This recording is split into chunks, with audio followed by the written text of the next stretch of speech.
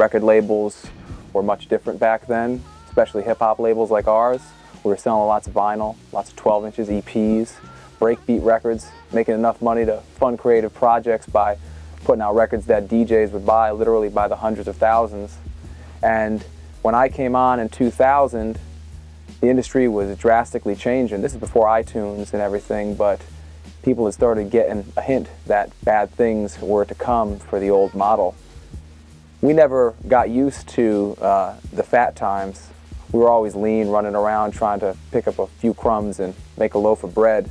So to us, it wasn't anything odd for us to say that we were going to partner with an artist for the long term, because we figured the best way that we were going to stay in business was going to be to work with people that we could trust and develop over a long period of time.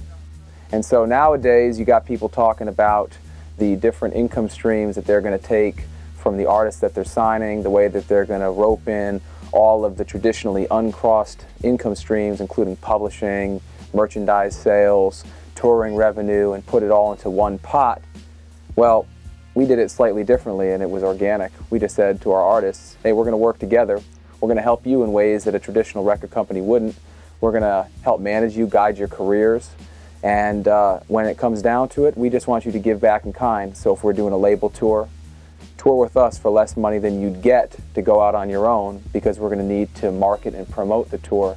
It's going to brand a label, but that label is also going to brand you. And we found that, you know, with a few very important cases, we had a good amount of success, and it's carried us through 12 years of business. It's a different world right now.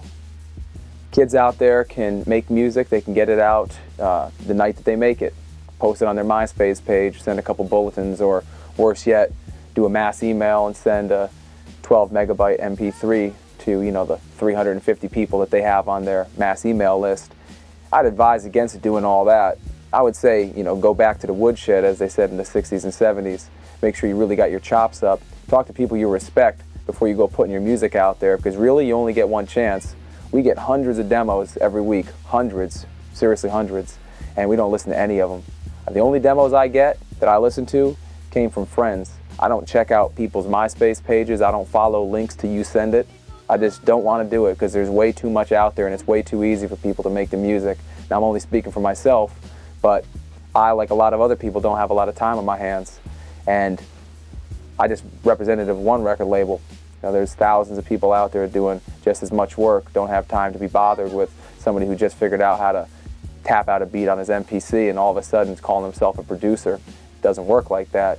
Just because it's easy to distribute your own music doesn't mean that you necessarily should. You should have the chops necessary to do it. You can believe in yourself, but you better have some people you respect saying, you know what, you really have it, before you put it out there, you know. Got to put your best foot forward. You really do only have one chance. I'm saying don't go out there and take advantage of the endless ways to throw your music into people's faces, because we've become so used to people throwing music all over the place that it's just become background noise. No one can pay attention to it. It has to be something real special that's going to catch your attention. And if you're good enough, you're not going to even have to throw it out there. People are going to start doing it for you. And it's the friends of friends that are passing your music around, getting it in the right places to the right people. That's what's really going to matter. I think that a lot of people are scared right now. You know, a lot of people are scared because the economy is fucked up, and people are scared because, you know, they don't see that pie in the sky, that $300,000 salary that they can shoot for if they can just stick in the indies long enough and then get that cushy A&R job at, you know, one of the last major labels that's left. And a lot of artists had to think deeply about what it is that they do and why they do it, because you can't put out a record on an indie and then just sign $1 million deal and do $1 million publishing deal and relax for a few years. It just doesn't work like that. Everybody's on the grind. That being said, I'm excited, and all the people that we work with are excited. We're working harder than ever. We've had 3 years of steady growth. Everybody else is shutting down, slowing down, and we're just moving up. Don't get me wrong, there's been bumps along the way, but every time I feel one coming, it's just like I know that there's something ahead of it. And I know that at the end of the year, no matter how difficult things might be in the middle of the year, it's going to be another good one, because we've never stopped doing what we do. A lot of people, they just stopped. They got so scared that they just stopped in their tracks. I can't make that music. I can't take that risk. I got to do things like I used to do them. You know, I got to do things like my friends did 10 years ago. And we just been rolling with the punches and coming out victorious every time. And as a result, I see the future as rosy.